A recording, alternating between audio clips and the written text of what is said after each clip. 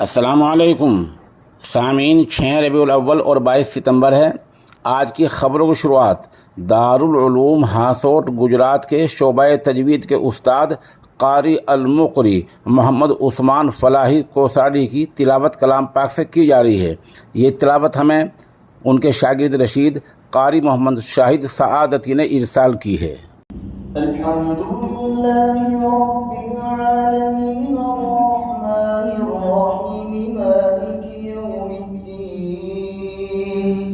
इय्याक नअबुदु व इय्याक नस्तईन इहदिनस सिरातल मुस्तक़ीम सिरातल लज़ीना अनअमता अलैहिम गैरिल मग़दूबि अलैहिम वलद्दाल्लीन।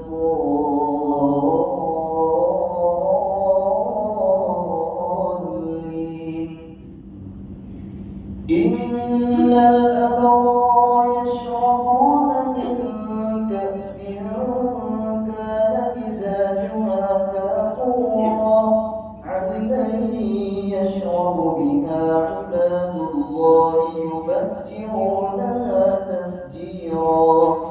यूफून बिन-नद्रि व यख़ाफ़ून यawman कान शर्रुहु मुस्ततीरा।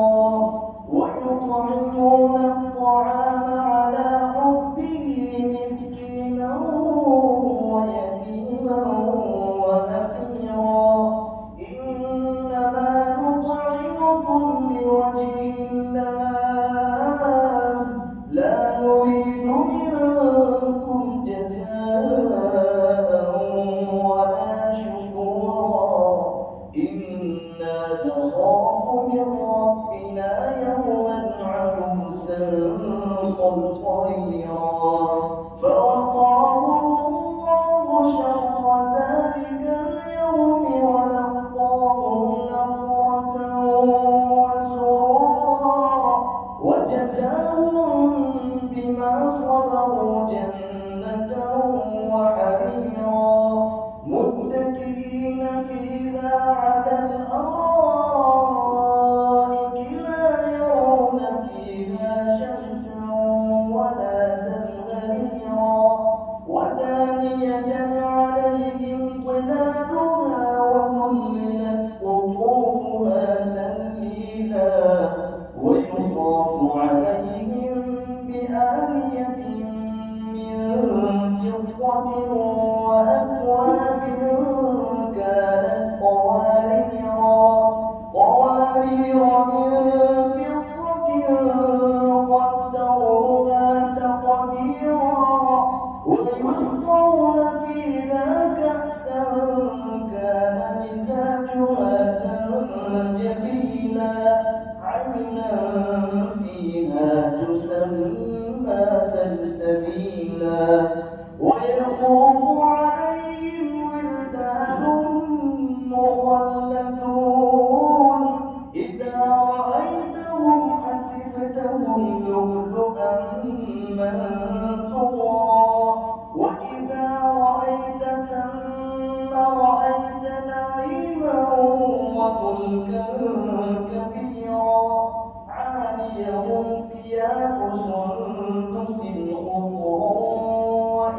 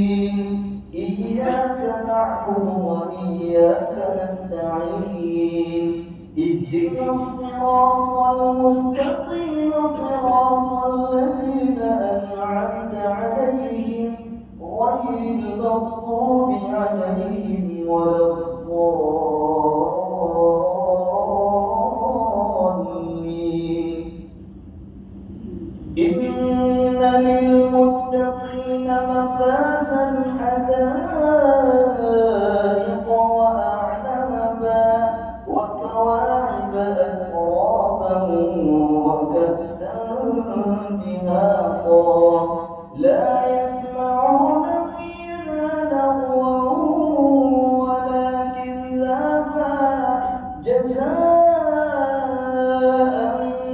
من ربك عطاء